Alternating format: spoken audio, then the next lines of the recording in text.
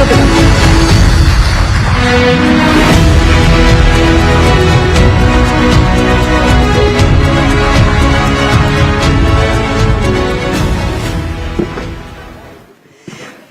तो एक धुआंधार सेशन के बाद चौपाल अब भारत की बारी में आपके सामने कृषि मंत्री, पूर्व मध्य प्रदेश के मुख्यमंत्री, बहुत सारे रिकॉर्ड अपने नाम कर चुके हैं और आजकल जेन जी के दिलों में बड़ा धड़कते हैं, क्योंकि इंस्टा रील्स पर अगर आप देख रहे हैं तो किसानों को मॉडर्न चीजों से अवगत कराने से लेकर आम की खुशबू आप तक पहुंचाने तक का काम कर रहे हैं शिवराज सिंह चौहान जी के लिए जोरदार तालियां। बहुत बहुत स्वागत है चौपाल के मंच पर आपका शिवराज जी। धन्यवाद रूबिका जी। सबसे पहले तो ये बताइए कि बिहार से किस तरीके की बहार आ रही है आपके पास? बिहार में तो विकास की बहार है। एनडीए एकजुट है, एकजुट एनडीए, एकजुट बिहार, फिर से बनेगी सुशासन सरकार। शिवराज जी, मैं आपका एक्स पर प्रोफाइल देख रही थी, उस पे आपने लिखा था भाई और मामा। और कृषि मंत्री जब भाई और मामा लिखते हैं तो उन्हें मध्य प्रदेश तो बड़ा याद आता होगा, तो आप मुख्यमंत्री शब्द मिस करते हैं या नहीं? जो अभी आपको मिला है उसी में आनंद है? देखिए, मंत्री, मुख्यमंत्री, विधायक, सांसद, ये सब आने जाने हैं। भाई परमानेंट है, मामा परमानेंट है। और सबसे बड़ी बात यह है, मैं प्रेम को ही ईश्वर मानता हूं। भारत में आज नहीं, हजारों साल पहले से कहा, आत्मवत सर्वभूतेषु, सिया राम में सब जग जानी।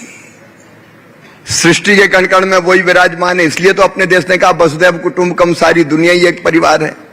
ये धरती तो वो धरती जहां जो कहती है प्राणियों में सद्भावना हो और विश्व का कल्याण हो। तो सबको प्यार करो, ये जीवन का मूल मंत्र है। और प्यार का पर्याय है मामा और भाई।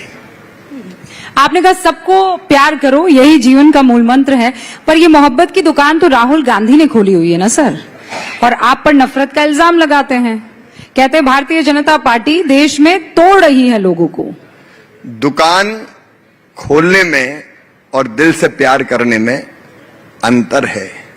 हाथी के दांत खाने के और दिखाने के और इसलिए मैं उस पर विस्तार से नहीं जाऊंगा। लेकिन अभी जब मैं बाहर बैठा था, मुझसे रहा नहीं जा रहा, तो मैं बड़ी जोर जोर से यहां से आवाज आ रही थी। ऐसा लग रहा है लोग गरज रहे थे। और तब मेरे मन में, मैं वहां चर्चा कर रहा था, इस देश में कुछ हो ना हो, 5 साल, 12 महीने, 24 घंटे चुनाव की तैयारी जरूर चलती रहती है। अब बिहार में जंग शुरू हो गई है, उसके बाद बंगाल में, उसके बाद आसाम में, उसके बाद तमिलनाडु में। काश संविधान में संशोधन होके 5 साल में लोकसभा और विधानसभा के चुनाव एक साथ हो जाएं, तो ये रोज की मारामारी खत्म हो जाए और 4.5 साल देश के विकास में सारे राजनीतिक दल लगे रहें। अब देखिए कितनी एनर्जी जाती है।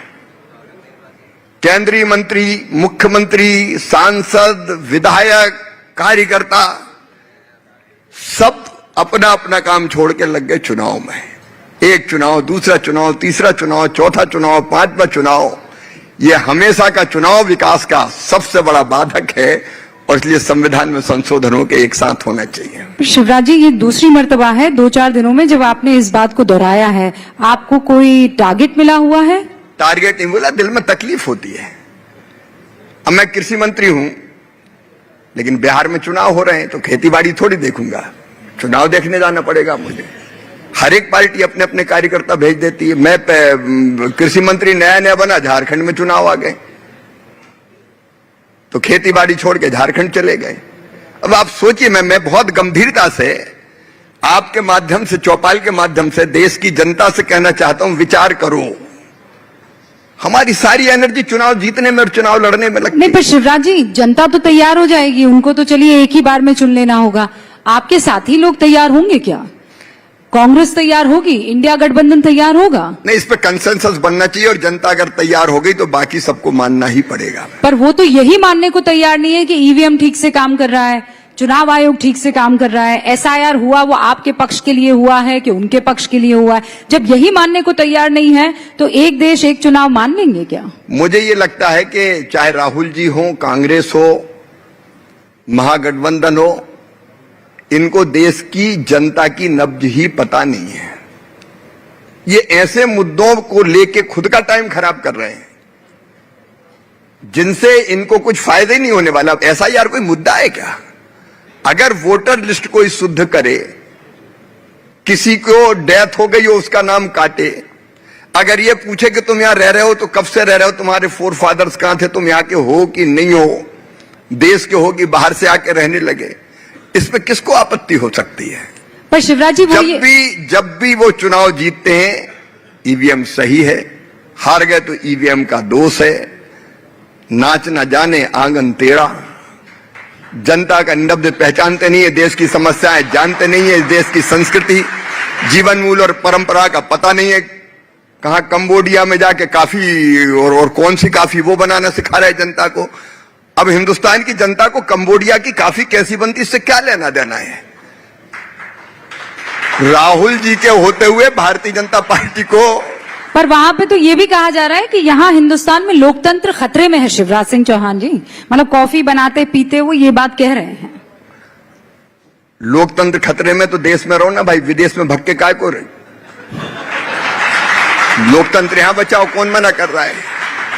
अब आप देखिए, विदेशों में जाते हैं और अपने देश की आलोचना करते हैं, कोई करता है ये? मैं याद दिलाना चाहूंगा रूबिका जी, जब स्वर्गीय मनमोहन सिंह जी हिंदुस्तान के प्रधानमंत्री, हमारे देश के प्रधानमंत्री थे, मैं मुख्यमंत्री था, मैं अमेरिका गया था उस समय वाशिंगटन डीसी में। मुझे पत्रकारों ने पूछा था कि भारत के प्रधानमंत्री अंडर अचीवर है?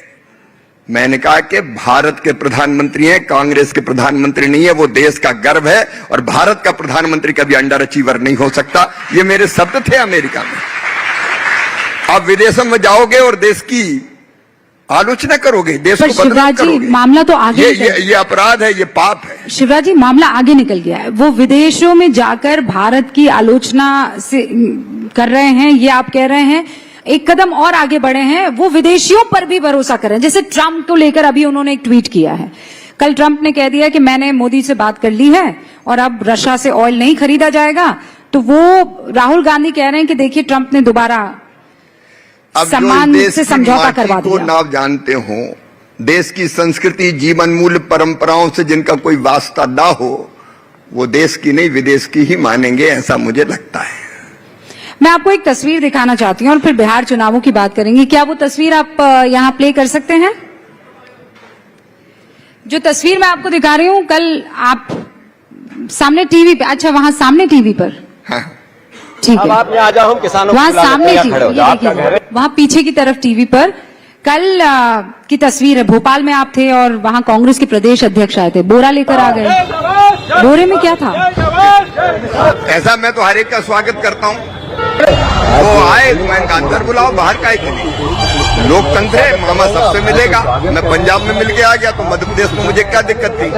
अब वो अकेले आए तो मैं बाहर गया ढूंढने में, किसान कहाँ है? किसानों को भी अंदर लाओ, घर में बिठाऊंगा। किसानों को बुला लो, किसानों को बुलाओ। मैंने कहा बुलाओ किसान। एक मिनट फिर बुलाया गया किसानों को। हम ढूंढ के किसान लाए, बाहर से मैं खुद लेने गया कि आओ भाई आओ, बैठो और बात करो, इसमें क्या दिक्कत है? सर वो बोरा लेकर आए थे, उन्हें लगा कि आप उनकी बात नहीं सुनेंगे, आपने तो सुन ली। ठीक नहीं किया ना आपने? देखिए मैं तो हर एक की बात सुनता हूं, लेकिन बात जैसी हो, बात में वजन हो। वो बात करने आए थे सोयाबीन की और बोरा लेके आ गया गेहूं का।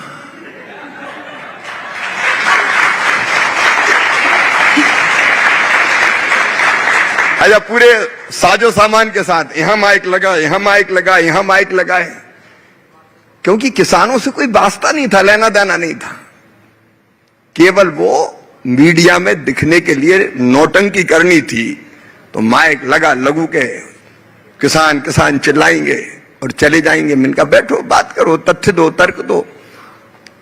तो किसानों को लेकर शिवराज सिंह चौहान कर क्या रहे हैं? ऐसा आपने क्या किया है कृषि मंत्री बनने के बाद जिस पर आप कह सकते हैं कि मुझे फख्र है चौपाल के मंच से? खेती की अगर बात करें तो देखो, एक तो कृषि आज भी भारतीय अर्थव्यवस्था की रीढ़ है और किसान उसकी आत्मा है, प्राण है, और किसानों की सेवा मेरे लिए भगवान की पूजा है। हमने खेती की अगर हम बात करें तो 7 सूत्री रणनीति, देखो 4 हमारे उद्देश्य प्रमुख। नंबर 1, देश की खाद्य सुरक्षा सुनिश्चित करना है। अन्न के भंडार भरे रहे। वो दिन भी थे कभी जब हमको अमेरिका से PL 480 लाल गेहूं मंगाना पड़ता था जो वहां खाते नहीं थे लोग। एक समय था कभी जब देश के एक स्वर्गीय प्रधानमंत्री को यह कहना पड़ा था कि 7 दिन भोजन मत करो, 1 दिन व्रत रखो। लेकिन आज मैं गर्व के साथ कहता हूं 2014 के बाद मोदी जी के नेतृत्व में जो कृषि क्रांति हुई है, आज अन्न के भंडार भरपूर भरे हैं। गेहूं हो, चावल हो, मक्का हो, सोयाबीन हो, मूंगफली हो, रिकॉर्ड उत्पादन हुआ है। 44% से ज्यादा उत्पादन बढ़ा है। देश को आज खाद्यान्न के लिए, गेहूं चावल के लिए दूसरे देश की तरफ देखने की जरूरत नहीं है। कमी हमारे यहां है थोड़ी दालों की, ऑयल सीड्स की, तिलहन की, उसका उत्पादन बढ़ाने की हम लोगों ने योजना बनाई। तो एक, देश में धन धान्य भरपूर रहे, कोई भूखा ना सोए। 80 करोड़ लोगों को निःशुल्क राशन देने का चमत्कार मोदी सरकार कर रही है। नंबर 2, 86% किसान हमारे छोटे हैं, लघु और सीमांत, और 46% पॉपुलेशन हमारी खेती पर डिपेंड करती है। उनकी आमदनी बढ़ाना है, उनकी आजीविका ठीक चले, इसके प्रयत्न करना है। नंबर 3, अपने देश के लोगों को पोषण युक्त आहार जिसमें न्यूट्रिएंट हो वो उपलब्ध कराना है। और नंबर 4, धरती का दोहन ऐसा करना है कि आने वाली पीढ़ियों के लिए भी धरती सुरक्षित रहे, अन्न फल और सब्जियां पैदा करने के लिए। और इन 4 उद्देश्यों को पूरा करने के लिए 7 सूत्री रणनीति है हमारी। विषय थोड़ा नीरस हो जाता है, खेती जान है लेकिन खबर नहीं बन पाती, क्योंकि हमारी जो योजना है, नंबर 1, उत्पादन बढ़ाना है। पर हेक्टर उत्पादन गेहूं का, चावल का हम वैश्विक स्तर पर है, लेकिन दालों का उत्पादन हमको बढ़ाना है, तिलहन का उत्पादन हमको बढ़ाना है, पर हेक्टर उत्पादन बढ़ाना। नंबर 2, उत्पादन की लागत घटाना। नंबर 3, उत्पादन के ठीक दाम देना। नंबर 4, नुकसान हो जाए किसान की तो उसकी भरपाई करना, नहीं तो मर जाता है वो प्राकृतिक आपदा में, फिर पनप नहीं पाता। और नंबर 5, कृषि का विविधीकरण करना है, डाइवर्सिफिकेशन। वो चीज जो हमारे पास बहुत है उसके साथ हम वो भी पैदा करें जिसकी हमारे पास कमी है। कैश क्रॉप कैसे किसान ले, फिर कृषि उत्पाद का वैल्यू एडिशन करना है, फूड प्रोसेसिंग का काम हमें उसके साथ करना है। प्राकृतिक खेती, जैविक खेती, उसकी तरफ बढ़ना है, क्योंकि केमिकल और फर्टिलाइजर का अत्यधिक और असंतुलित उपयोग हमारे धरती के हेल्थ को भी, सॉइल हेल्थ को बिगाड़ने का काम कर रहा है। और नंबर 7, एक और करके मैं अपनी बात, नंबर 7, छोटे छोटे जो किसान हैं हमारे, उनके लिए एक ऐसा मॉडल बनाना है कि जिससे उनकी आमदनी बढ़े। मैं ये कहना चाह रहा हूं कि जमीन के छोटे टुकड़े पर 1 एकड़, 2 एकड़, 2.5 एकड़ में केवल अनाज पैदा करके वो फायदे की खेती नहीं कर सकता, और इसलिए अनाज के साथ फल हो, सब्जियां हो, औषधि खेती वो करे, गोपालन, पशुपालन, मछली पालन, मधुमक्खी पालन, बकरी पालन, मुर्गी पालन, और कोई काम ऐसे जोड़ के कि जिससे उसकी आमदनी बढ़े। इसका नाम, इसको मैं कहता हूं इंटीग्रेटेड फार्मिंग, एकीकृत खेती, जिससे उसकी आमदनी बढ़े। ये मेरे लक्ष्य बिल्कुल स्पष्ट है, जिनको पूरा करने के लिए हम दिनों रात काम कर रहे हैं। तो ये तो आपने बिंदु गिना दी है, लेकिन यहाँ जितने भी लोग बैठे हैं वो अक्सर आम बातचीत में ये चर्चा करते हैं कि खाने की क्वालिटी अब वैसी नहीं रही, अनाज की क्वालिटी, गुणवत्ता जिसे कहते हैं वो, और दूसरा लॉट ऑफ यूसेज फर्टिलाइजर्स का, उसे लेकर आप क्या काम कर रहे हैं? 30 सेकंड में अगर आप मुझे बता पाएं तो फिर मैं कुछ और सवाल आपके सामने। हम लोगों ने नेचुरल फार्मिंग का एक मिशन प्रारंभ किया है, और मैं दावे के साथ ये कहता हूं, ये साइंटिफिक तथ्य है कि ठीक ढंग से अगर प्राकृतिक खेती की जाए तो उत्पादन भी नहीं घटता। पहले दूसरे साल थोड़ा अंतर पड़ सकता है, तो हमने प्राकृतिक खेती का एक मिशन स्थापित किया है। जैविक खेती के लिए भी हम काम कर रहे हैं, और केमिकल और फर्टिलाइजर के संतुलित उपयोग पर भी हम जोर दे रहे हैं। अब अमेरिका चाहता है कि वो कुछ चीजों में हमारे कृषि क्षेत्रों में एंटर कर जाए, इसीलिए टैरिफ उसने बढ़ाया है। आप कृषि मंत्री हैं, मैं चाहती हूं इस पर आपका बयान बहुत महत्वपूर्ण होगा। आप क्या सोच रखते हैं? राष्ट्रहित सर्वोपरि, हमारे अधिकांश किसान छोटे हैं, लघु हैं, सीमांत हैं, और उन किसानों का हित हमारे लिए सबसे पहले है। अपने किसानों के हितों से भारत कभी समझौता नहीं करेगा, ये स्पष्ट और दृढ़ संकल्प है हमारा। तो चाहे कितना भी टैरिफ बढ़ जाए, आप अपने कदम पीछे नहीं लेने वाले। भारत आज दुनिया की आंखों में आंख डाल के बात करता है। हम अपने हितों को सुरक्षित रखते हुए कोई फैसला करेंगे। तो शिवराज जी, आप यहां कह रहे हैं कि भारत मजबूत हो रहा है, राहुल गांधी कह रहे हैं और विपक्ष कह रहा है कि भारत जो है यहां लोकतंत्र खतरे में आ रहा है। आपने अपनी बात रखी, लेकिन इसी मुद्दे पर वो बिहार में लड़ रहे हैं और वहां पर वो एक बात और कह रहे हैं कि बीजेपी इतनी मजबूर है कि नीतीश बाबू का हाथ छोड़ते नहीं बन रहा है, तब जब उनकी तबीयत खराब है। भारतीय जनता पार्टी और एनडीए एकजुट है। हमारा विकास का ट्रैक है, इसलिए हम फिर से वापस आएंगे। और हमारा जो गठबंधन है एनडीए विकास के लिए है, सेवा के लिए है। संस्कार और सेवा हमारे दो बड़े मूल्य है। सामने आप देख लें हो क्या रहा है। एक दिल के टुकड़े हजार हुए, कोई इधर गिरा कोई उधर गिरा। महागठबंधन में तो परिवार ही इकट्ठा नहीं है, एक भाई अलग है, दूसरा भाई अलग है। जिस बेटी ने अपनी किडनी दे दी, उस तक का सम्मान जो दल नहीं कर पाया हो, और अब तक सीटों का बंटवारा कहां हुआ है। मुझे तो लगता है राहुल गांधी एसआईआर के मुद्दे पर राजद को ठिकाने लगाने गए थे, ताकत दिखा के ज्यादा सीट मांग ले। अब तक ठिकाने पे नहीं है किसको कितनी सीट मिलेगी। ये बड़ी बात कह रहे हैं आप। हाँ, आप कह रहे हैं कि कांग्रेस चाहती है कि आरजेडी बिहार में खत्म हो जाए। वो एक दूसरे को ही खत्म कर रहे हैं। कांग्रेस चाहती बाकी दूसरे बचे नहीं, हम ही मैदान में रहे। भारतीय जनता पार्टी की जरूरत क्या है, वो ही निपटा देंगे आपस में। नहीं, पर आप पर तो ये आरोप लग रहा है कि आप जेडीयू को खत्म करने पर तुले हुए हैं। आप जेडीयू के मित्रों से पूछ लीजिए। स्वाभाविक गठबंधन, विकास के लिए गठबंधन, बेहतर विकास के लिए गठबंधन। और आप देखिए विकास में चारों तरफ जितनी बिहार में विकास की योजनाओं पर काम हुआ, आज बिहार बदला हुआ नजर आता है। जंगल राज के चिन्ह अगर मिटाए हैं तो एनडीए की सरकार ने मिटाए हैं। और राजद क्या कर रहा है, ओसामा को टिकट दे दिया। बताओ, ऐसे लोगों को टिकट दे रहा है जो जंगल राज के प्रतीक हैं। जनता भूली नहीं है आज तक उस जंगल राज को। और इसलिए मैं कह रहा हूं, फिर से एनडीए की महावापसी हो रही है। महावापसी हो रही है, और चेहरा नीतीश बाबू ही है। नीतीश बाबू है, सुशासन बाबू हमारा चेहरा है। लेकिन वो आपकी मजबूती है कि मजबूरी है? मजबूती है हमारी। हमारे नेता बिहार में स्पष्ट है, नीतीश कुमार जी, उनके पीछे पूरा एनडीए खड़ा है। जी, हिंदी भाषी बेल्ट में, हिंदी भाषी राज्य में इकलौता वो राज्य है जहां भारतीय जनता पार्टी का चेहरा मुख्यमंत्री के तौर पर नहीं है, या वहां पे आपका मुख्यमंत्री नहीं हुआ है। नीतीश बाबू की अगर मान लीजिए वो बीजेपी में होते तो अब तक तो हटा दिए गए होते, ये तो आप भी जानते हैं।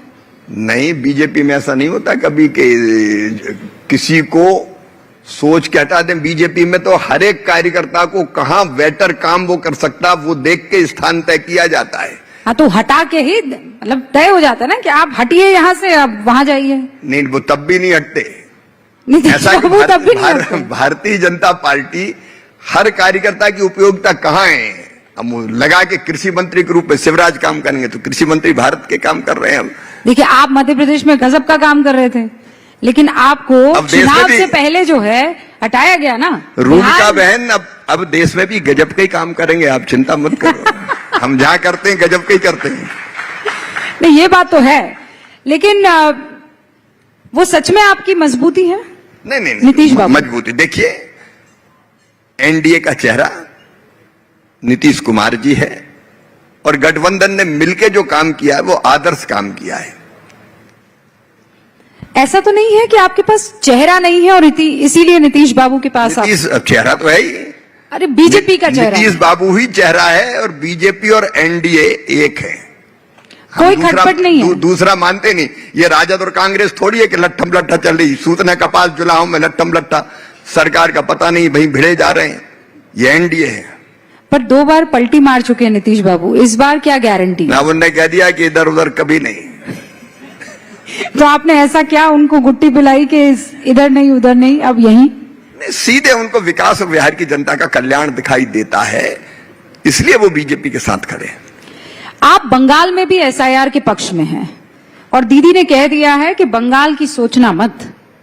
देखिए, शुद्ध वोटर लिस्ट निष्पक्ष चुनाव की आधारशिला है और ये चुनाव आयोग सुनिश्चित करता है कि वोटर लिस्ट शुद्ध बने। ये किसी दल का काम नहीं है। अच्छा, राहुल गांधी एक नैरेटिव सेट कर रहे हैं कि जेन जी को बाहर आना चाहिए, जैसा नेपाल में हुआ वैसा जेन जी देख रहा है और हो सकता है कि आने वाले दिनों में वो इस बात का एहसास करे कि इंडिया में भी ऐसा ही कुछ हो रहा है। उनके ट्वीट को आपने पढ़ा होगा और आप भी जेन जी को बहुत लुभाने की कोशिश करते हैं, अलग अलग रील्स बनाकर, सोशल मीडिया पर आप भी बहुत एक्टिव है। हिंदुस्तान का जेन जी इस तरीके की मुखालिफत कर सकता है, आंदोलन कर सकता है? कुंठित मानसिकता वाला व्यक्ति ही ये कल्पना करता है कि जैसा वहां हो गया, भगवान करे ऐसा यहां हो जाए। मैं सच कह रहा हूं, वो तो चाहते हैं अराजकता फैले, गड़बड़ हो जाए, आग लग जाए, कैसे मोदी का बुरा हो जाए। लेकिन ये भारत है, भारत 140 करोड़ का भारत एकजुट है, विकास के पीछे खड़ा है, अलग भाषा अलग वेश फिर भी अपना एक देश। और दिल्ली हो या गुवाहाटी, अपना देश अपनी माटी। नरेंद्र मोदी जी के नेतृत्व में पूरा देश एक है, मजबूती के साथ खड़ा है और मोदी जी के नेतृत्व में एक वैभवशाली, गौरवशाली, संपन्न, समृद्ध, शक्तिशाली, आत्मनिर्भर और विकसित भारत का निर्माण हो रहा है। और उसका निर्माता आज हमारा जैन जी भी है, युवा भी है, किसान भी है, गरीब भी है, महिलाएं भी है। आज देखिए दिल्ली की सड़कों पे जब हम लोग आ रहे थे तो निकलना मुश्किल हो रहा है। इसका एक अलग ढंग से विश्लेषण करो। नहीं, पर लोगों की क्रय शक्ति इतनी बड़ी है कि दिवाली के पहले सामान खरीदने भीड़ उमड़ रही पूरे देश में। आप देख लीजिए, हमारा देश आज दुनिया की चौथी सबसे बड़ी अर्थव्यवस्था है, तीसरी बहुत जल्दी बनने वाले हैं हम। भारत अब रुकेगा नहीं। मेरी एक बात सुन लेना रूबिका जी, और संपूर्ण हिंदुस्तान को, पूरे देश को मैं कहना चाहता हूं, 125 साल पहले कभी स्वामी विवेकानंद जी ने कहा था, जिनका नाम था नरेन, सुदीर्घ रजनी समाप्त हुई जान पड़ती है, महानिशा का अंत निकट है। जो अंधे हैं वो देख नहीं सकते, जो बहरे हैं वो सुन नहीं सकते, लेकिन मैं स्पष्ट रूप से देख रहा हूं कि भारत माता एक बार फिर से अंगड़ाई लेके खड़ी हो रही है और विश्व गुरु के पद पर अधिष्ठित हो रही है। एक नरेंद्र ने कहा था, दूसरे नरेंद्र के नेतृत्व में ये होगा और होगा। भौतिकता की अग्नि में दग्ध विश्व मानवता को भारत शाश्वत शांति के पथ का दिग्दर्शन कराएगा। मतलब जब आप ये कह रहे हैं तो एक अलग ही ऊर्जा आपके अंदर मैं देख रही हूं। आप ये कह रहे हैं कि बस होके रहेगा, इतना कॉन्फिडेंट है आप लोग? पूरी तरह से कॉन्फिडेंस है, अपने आप पे विश्वास है, देश की जनता पे भरोसा है, देश की कर्मठता पे भरोसा है और प्रधानमंत्री नरेंद्र मोदी के नेतृत्व पर भरोसा है। अच्छा, उनके नेतृत्व में ऐसा क्या है कि आपको बेइंतहा भरोसा है कि वो कर ही देंगे? दिनों रात जुटे हुए हैं। तो राहुल गांधी भी जुटे हुए हैं दिनों रात। राहुल गांधी तो कंबोडिया में थे, अभी कब कहां चले जाएं इसका कोई ठिकाना ही नहीं है। अब बिहार से सीधे कंबोडिया, अब ये देश की चिंता है। एक क्षण भी विश्राम नहीं लिया नरेंद्र मोदी जी ने। अच्छा, तो आप ये मानते हैं कि नेताओं को छुट्टी नहीं लेनी चाहिए? देखिए, आप तो परिवार वाले आदमी हैं भाई। कर्मठता एक अलग विषय। हाँ, परिवार वाले हैं तो काम करते करते परिवार के लिए भी वक्त निकालते हैं, उसमें क्या दिक्कत है। राजनीति ये नहीं कहती कि परिवार की तरफ जाओ ही मत, लेकिन कर्मठता, दिनों रात काम करने में और छुट्टी मनाने में अंतर होता है। छुट्टी बेफिक्र मानसिकता होती है कि आग लगे बस्ती में, मस्त रहो मस्ती में, हमें क्या लेना देना। लेकिन काम करते हुए देश की चिंता और फिर परिवार की चिंता, के परिवार भी तो देश ही है, देश में ही है अपना। नहीं, पर आपको भी तो रिजुविनेट होता होगा ना, कि मशीन थोड़ी है कि हम तो चलते चलते रहेंगे चलते फिरते हो जाते हैं। सवेरे यहाँ होते हैं, अगर करवा चौथ का व्रत धर्मपत्नी रखती तो रात को वहां पहुंच जाते हैं, व्रत तोड़वाते हैं। और वो छलनी में हमारा चेहरा देखती, चंदा को देखते, उसमें क्या दिक्कत है, लेकिन जाते हैं, काम करके जाते हैं। नहीं, तो आप छुट्टी के पक्ष में नहीं है। मेरा ये कहना है कि छुट्टी ऐसी कि देश का कुछ भी हो जाए। मोदी जी तो कर्मठता के पर्याय है, कर्मठता के प्रतिरूप है, उनके जैसा कोई हो नहीं सकता। लेकिन अगर सामान्य कार्यकर्ता है तो वो परिवार के साथ क्षण बिताए, इसमें कोई दिक्कत नहीं। लेकिन ऐसा बेफिक्र नहीं हो सकता कि हो कृषि मंत्री और आपका हफ्तों विदेश चले गए, ऐसा थोड़ी हो सकता है। तो ये कल्चर यहाँ हिंदुस्तानी नहीं है, आपको लगता है? नहीं, भारत में तो दिन और रात एक एक क्षण का बेहतर उपयोग हम कैसे करें। परिवार के साथ आप अगर परिवार की परंपराओं को निभाते हैं तो वो भी हमारी संस्कृति का अंग है। दिवाली मनाइए, होली मनाइए, कौन मना करता है, लेकिन काम करते रहिए। जो काम, आपको भी खबरें ऐसी आ रही थी कि एक एक्स्ट्रा दिया जाने वाला है एक्स्ट्रा काम। मेरे पास तो बहुत काम है, यही नहीं संभल रहा। अभी तो इतना पड़ा हुआ है खेती। नहीं, पार्टी का। खेती मैं मानता हूं देश में अगर सबसे कठिन काम कोई है तो वो खेती है, कोई आसान थोड़ी है संभालना। अच्छा, मैं दिनों रात लगाता हूं तो भी टाइम कम पड़ रहा है। अरे खेती है, मुझे ना तो खेती से फुर्सत है और फिर तो ग्रामीण पर विकास का शिवराज जी, काम। रूबिका मैं तो सियासी खेती की बात कर रही थी, आप वहाँ खेतों में पहुंच गए। एक मिनट सुनो ना मेरी बात। मुझे अपनी बहनों को लखपति दीदी बनाना है, 2 करोड़ बन गई, 3 करोड़ बनाना और 3 करोड़ से 10 करोड़ तक ले जाना। ये इतना बड़ा काम है कि इससे बड़ा काम मुझे कुछ लगता ही नहीं है। आप ना बातों के और शब्दों के तो इतने धनी है ना शिवराज जी कि वो जो चक्रव्यूह, लेकिन मैं नहीं फंसने वाली हूँ। मैं खेती की बात कर रही थी, वोटों वाली। मैं खेती की बात कर रही थी सियासी वाली। कहा यह गया और बड़े दिनों से चर्चा चल रही थी कि बहुत जल्द आपको भारतीय जनता पार्टी के अध्यक्ष के रूप में देखा जा सकता है। आपके पास कोई खबर आई ऐसी? मेरे पास तो कहीं से खबर नहीं। मैं अपने खेती के काम में, ग्रामीण विकास के काम में, भैया 4 करोड़ घर बने, लेकिन अभी और भी बिना घर के लोग रह गए, उनको पक्की छत देने का काम करना है, तो उस काम में लगाऊं मैं दाएं बाएं इधर उधर देखते नहीं है। सीधे जैसे अर्जुन को चिड़िया की आंख दिखाई देती थी, शिवराज सिंह चौहान को काम दिया गया है कृषि का, किसान कल्याण का, ग्रामीण विकास का, माताओं बहनों को आगे बढ़ाने का, गांव में सड़कें बनाने का, कच्चे मकान को पक्का बनाने का। मुझे और कुछ दिखाई नहीं दे रहा, केवल एक लक्ष्य दिखाई दे रहा है, करता चल शिवराज, करता चल। अच्छा, लेकिन अगर जिम्मेदारी दे दी गई तो वो भी आपको निभानी तो पड़ेगी जी। अगर जिम्मेदारी दे दी तो निभानी तो पड़ेगी। अरे ये जिस जिम्मेदारी से बड़ी मुझे कोई जिम्मेदारी नहीं लग रही। मैं तो इसी जिम्मेदारी को निभाते हुए अपनी जिंदगी सफल कर लूं। देखिए, काम काहे के लिए कर रहे हैं? मैं काम कर रहा हूं एक मिशन के लिए, और मेरा मिशन है अपनी जिंदगी की सार्थकता अपने देश की और अपने देश की जनता की सेवा करके। धरती माता की सेवा का सौभाग्य मिला है, किसानों की खेती को आगे बढ़ाने का शिवराज जी, पार्टी की सेवा का भी तो सौभाग्य मिलने की बात है ना। अन्न के बिना काम नहीं चल सकता देश का। अन्नदाता देवो भवा। पर आप तो उसकी सेवा में मैं मस्त हूं। मुझे आगे पीछे कुछ दिखाई नहीं दे रहा, केवल खेती, किसान, गरीब, माताएं बहनें और उनका कल्याण। ठीक है, अब मैं समझ जब आप कहते हैं कि मुझे सिर्फ और सिर्फ ये सेवा दिखाई दे रही है कि जमीन, खेती, किसान और महिलाओं का ख्याल कैसे रखना है। हमने आपको पंजाब में देखा, आप ट्रैक्टर पर थे। हमने आपको अलग अलग इलाकों में जो बाढ़ ग्रस्त थे उससे परेशानी तो हुई है, क्योंकि बाढ़ में अगर फसलें सारी की सारी तबाह और बर्बाद हो रही है तो उसका असर आम आदमी जो इस वक्त हमें सुन रहा है उस पर भी पड़ेगा, डायरेक्टली इनडायरेक्टली। उसके लिए किसी तरह का कोई मैकेनिज्म आपने तैयार किया शिवराज जी? कोई सोच इस पर विचार चल रहा है? मैंने आपको बताया था, मैं पंजाब परसों फिर गया था। पंजाब परसों भी मैं पंजाब में था। मैं ऐसा नहीं हूं कि बाढ़ में घूम के आ जाऊं और फिर चिंता न करूं। मैंने पंजाब से आके प्रधानमंत्री आपको कैमरा जीवी बोल रहे थे, याद है ना? विपक्ष आपको कैमरा जीवी कह रहा था। हाँ। कि आप कैमरा ले लेके पहुंच रहे हैं सब जगह। अब मैं गया बाढ़ में भी, प्रधानमंत्री जी को आके मैंने रिपोर्ट दी। प्रधानमंत्री जी पंजाब गए, 1600 करोड़ रुपए का पैकेज पंजाब को दिया। फिर यहां बैठ के मैंने हिसाब किताब लगाया कि तुरंत क्या किया जाए। तो हमने पंजाब सरकार से मांगा कि भाई कितने लोगों का मकान टूट गया, मेरे पास ग्रामीण विकास मंत्रालय है। उन्होंने पहले 14,000 की सूची भेजी, हमने 14,000 मकान स्वीकृत कर दिए कि नए मकान बनाने के लिए प्रधानमंत्री आवास योजना के लिए ये पैसे लो। फिर मैं बार बार फोन करता रहा, और भेजो और भेजो और भेजो।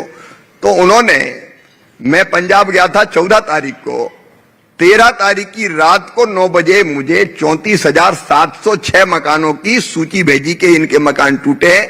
मैं सवेरे स्वीकृति की चिट्ठी लेके गया कि ये मकान ले लो, गरीबों के सबके घर बनना चाहिए, क्योंकि मकान बनाने का काम स्टेट गवर्नमेंट करेगी, वहां आपकी सरकार है। हमने कोई भेद नहीं किया। उन्होंने कहा इतना बीज, गेहूं का कनक कहते हैं पंजाब में, उसका बीज चाहिए 74 करोड़ रुपया, उसके लिए तत्काल स्वीकृत कर दिए, निःशुल्क बीज लो। वो अपना मेमोरेंडम देंगे एनडीआरएफ में, जिसको चेयर करते हैं हमारे एचएम साहब। तो बाकी भी जो जरूरत है पंजाब की पूरी की जाएगी। और मैंने पंजाब के मुख्यमंत्री को चिट्ठी लिखी कि प्रधानमंत्री फसल बीमा योजना मान साहब पंजाब में लागू करो, ताकि किसानों के नुकसान की भरपाई हो जाए। पंजाब ने लागू ही नहीं की। हम जो कर सकते हैं, देखिए गए नहीं, केवल कैमरा लेके नहीं गए, हमने आके फिर पंजाब में जिन लोगों की फसलों का नुकसान हुआ है, घर टूट गए, परेशानी हुई है, खेतों में सिल्ट, मतलब केवल परेशानी नहीं, आपने उसका सोल्यूशन भी निकाला। उसके लिए काम कर रहे हैं। शिवराज जी, क्योंकि हम अंत की तरफ बढ़ चले हैं, कुछ ही सेकंड मेरे पास है, मैं ये सवाल आपसे जरूर पूछना चाहती हूँ। प्रियांक खड़गे ने खत लिखा है, क्योंकि आप आरएसएस को बहुत नजदीक से जानते हैं और संघ को आपने जिया है। वो ये कह रहे हैं कि संघ पर बैन लग जाना चाहिए, आप उनको क्या जवाब देंगे? राष्ट्रीय स्वयंसेवक संघ, मैं अगर ये कहूं तो अतिशयोक्ति नहीं है कि हम जैसे लाखों लाख लोगों को तैयार करने का काम संघ ने किया है। संघ के स्वयंसेवकों में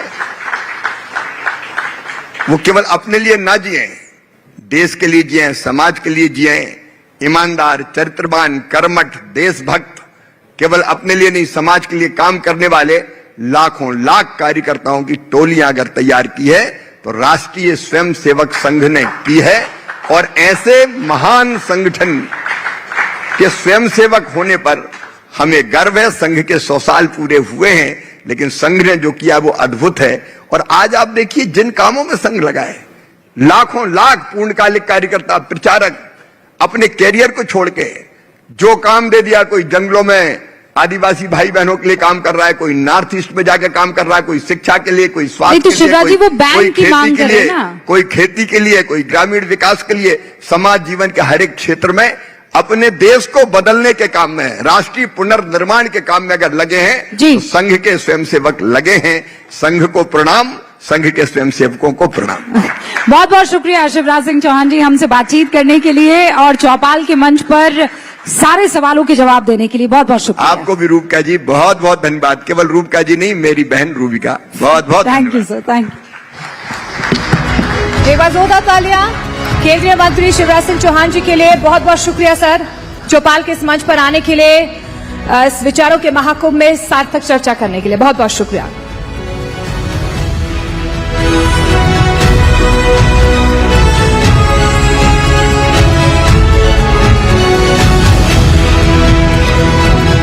वैसे शिवांगी, जब आप अमेरिका या पश्चिमी देशों के इंफ्रास्ट्रक्चर को देखते हैं, आपके